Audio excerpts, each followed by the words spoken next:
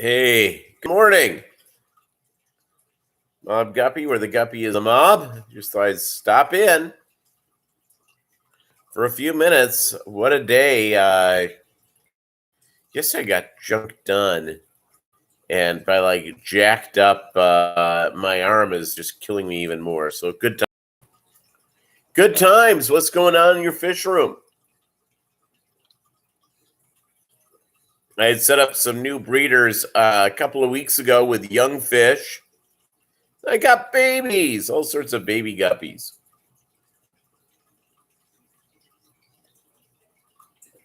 It's really nice.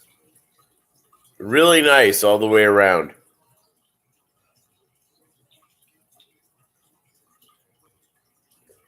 All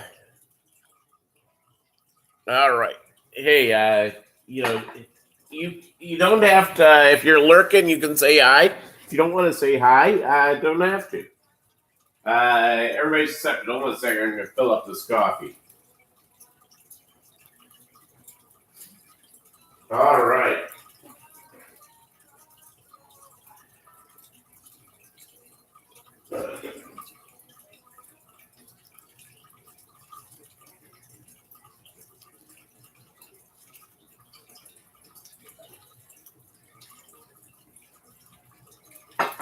Okay.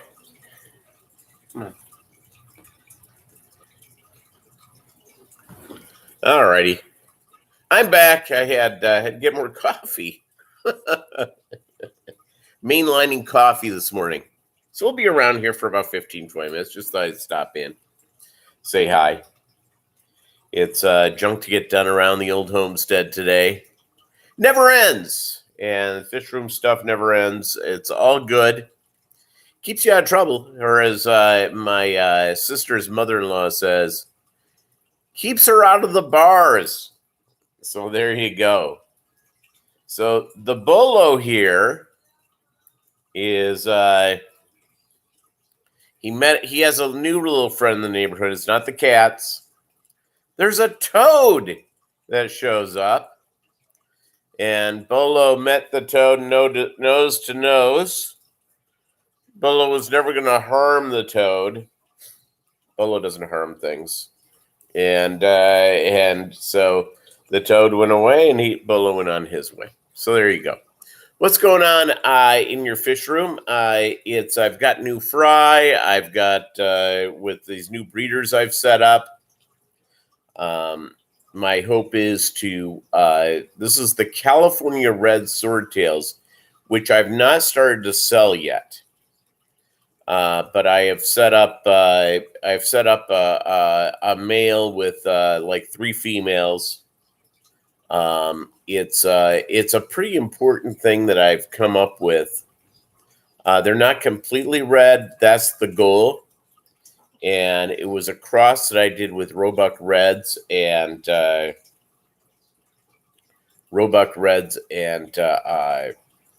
Swordtails. And this is like generation 4, where all of a sudden, bingo, swords.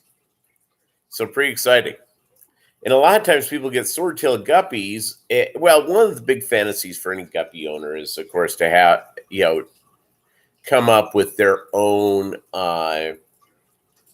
strain that they have developed.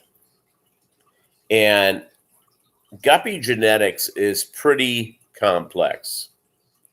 It's hey, Mr. Manifesto, good morning. Guppy genetics are much more complex than simple Mendel genetics. And Mendel genetics essentially is this. You remember this probably from junior high or high school. Is that Gregorio Mendel, who was a Catholic monk. He was a monk. He bred peas together, and it was basically the color of peas. So it's if he had 2 yellow peas that he propagated together, they got nothing but yellows. Green peas, occasionally you'd get a yellow pea out of it. So what he did is that he figured out that the green were dominant, and so it's so let's just say capital G for green and a little g for yellow. So it's yellows only gave you yellows. If you crossed a green and a yellow, if the green was carrying the yellow gene, it would be about half end up being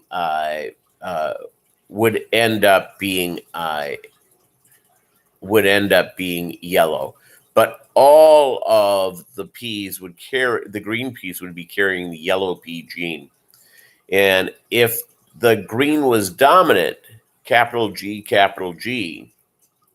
if you bred it with, or you propagate it, or you do whatever that flower sex is that if it's a double G and you bred it with a yellow, all the offspring would be green, but they'd be carrying. It's like the same thing. I'll give you an easy example.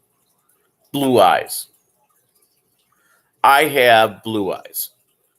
My parents both had brown eyes. My siblings have brown eyes. So both of my parents had to carry the gene for blue eyes. 3 kids, 1 out of 3, blue eyes. See, there you go. Could have shown up in every kid? Yeah. But it's just the chance there is going in from there. So guppy genetics, much more complicated. Much more complicated all the way around, especially for colors. And that's why people will make a cross and they go, what did I get? And, and if you want to come up with your own line of guppies, you have to dedicate a lot of tanks and do a lot of selective breeding and inbreeding. And once you get to a certain level, you're in good shape. Good shape all the way around. So you guys have big plans today. Today, it's supposed to rain later on this afternoon, I believe. At least that's what it said yesterday. Let me look. I've got some errands to run. It just never ends, does it? There's enough errands going on. Yeah, today there's a chance for rain. Let's see what time that happens. It's like mid-afternoon. So, so I gotta go run in, get my junk done, get home. Anthony's Fishy Friends. Hey, time for bed, but hit the like. Absolutely. Yeah, I'm like I'm basically a human chicken. Is that once it begins to get dark, I'm asleep. Once the light is supposed to hit, I'm awake.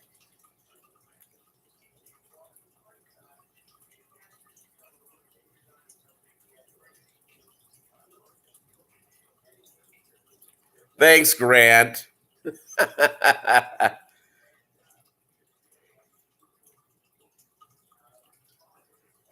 Yeah, it's I appreciate that.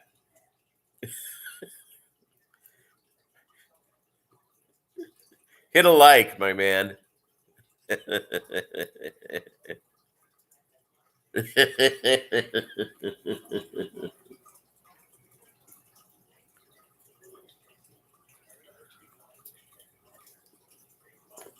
Have a great day, my friend.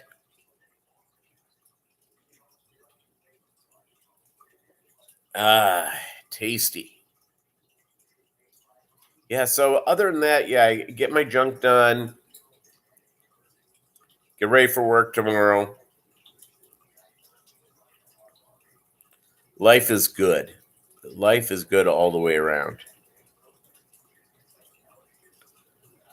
I've got to play around with my trimmer. I was getting a trim. I went and I released it to get a little bit, to get the plastic out there, whatever that is.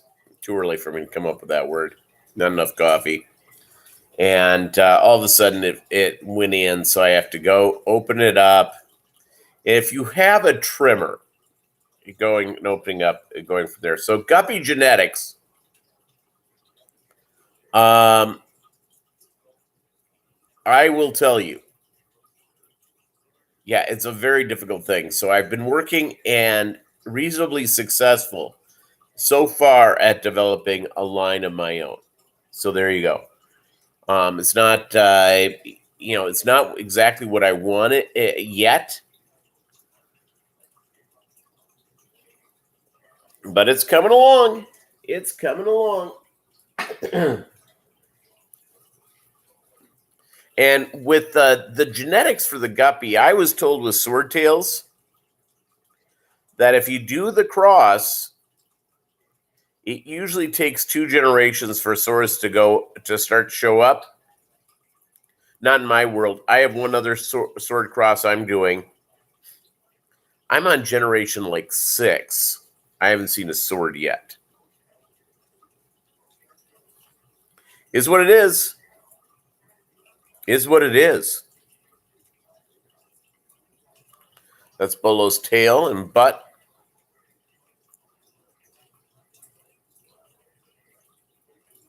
If the food isn't up here with him, he's not in.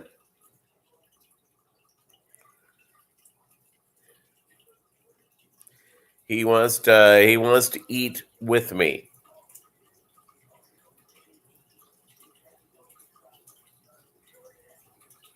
So there you go.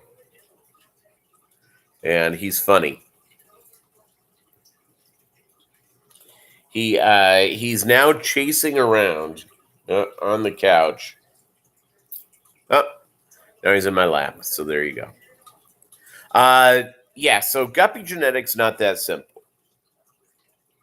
The goal with any cross, and I don't care what you're breeding, if you're breeding dogs or, goldfish or whatever it is to accentuate the traits that you're after. And have a goal of what you're trying to reach. A lot of times people, when they cross something, their line is, let's see what we get. I'm going to tell you something. That ain't the way to do it. Now, you may get something that's unanticipated that you really like. But the goal is to try to get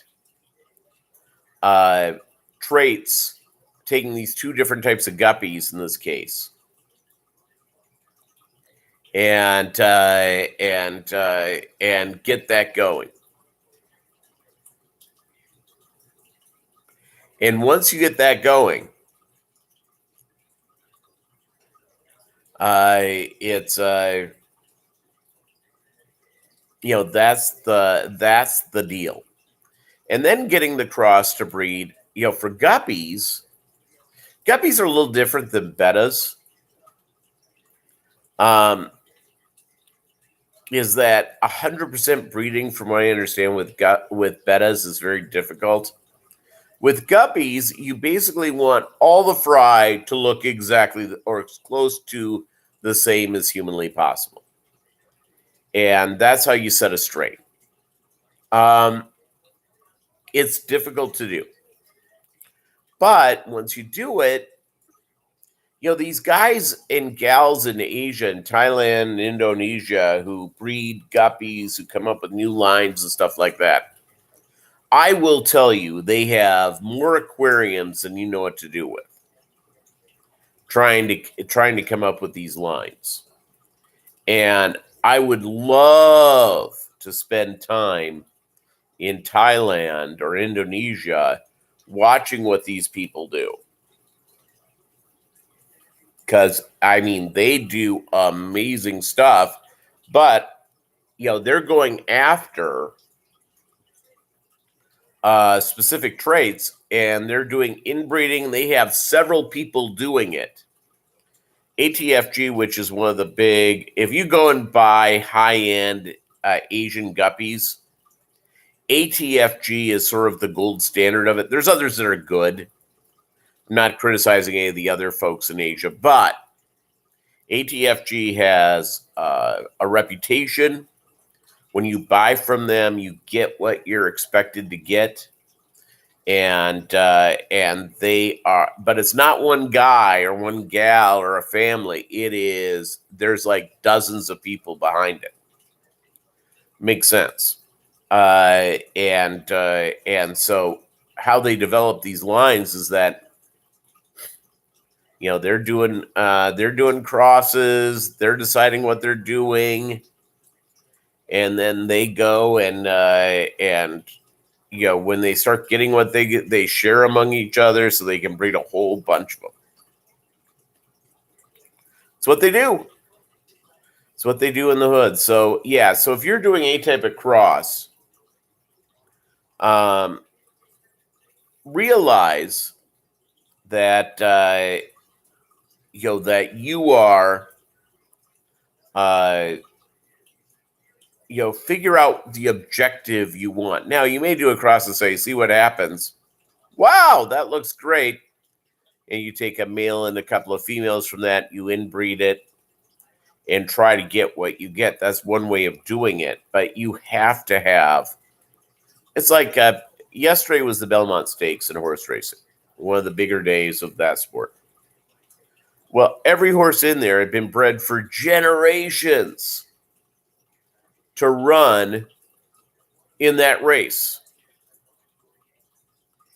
Everybody went in there and they had the goal when they raised a foal that horse would be in the Belmont Stakes. And it was a purposeful look. Or dogs. I have raised dogs. In fact, after Bolo's gone in the next year or two here, whenever this is, I don't know how much longer he's going to last, but he's my buddy. Well, I'm getting a puppy, and it's going to be a show dog. It's going to be a Brittany, and the people who I'm getting the puppy from are on like generation 7 of dogs they have bred since the 1990s. And I believe the father of this dog, they have a few different dogs, so it may be the grandchild of this dog.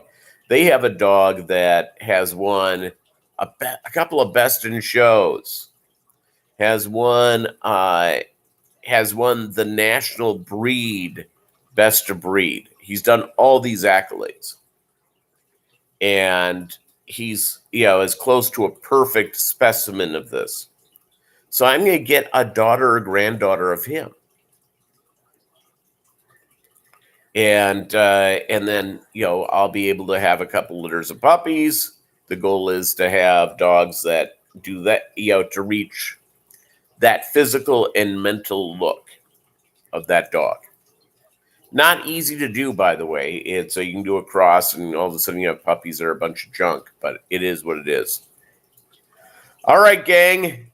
Thank you very much for joining me. I better get my junk done today. You have a great Sunday. We'll see you tomorrow night. I'll be here at 7 Eastern, 4 Pacific for a Mobb Guppy long stream. Adios.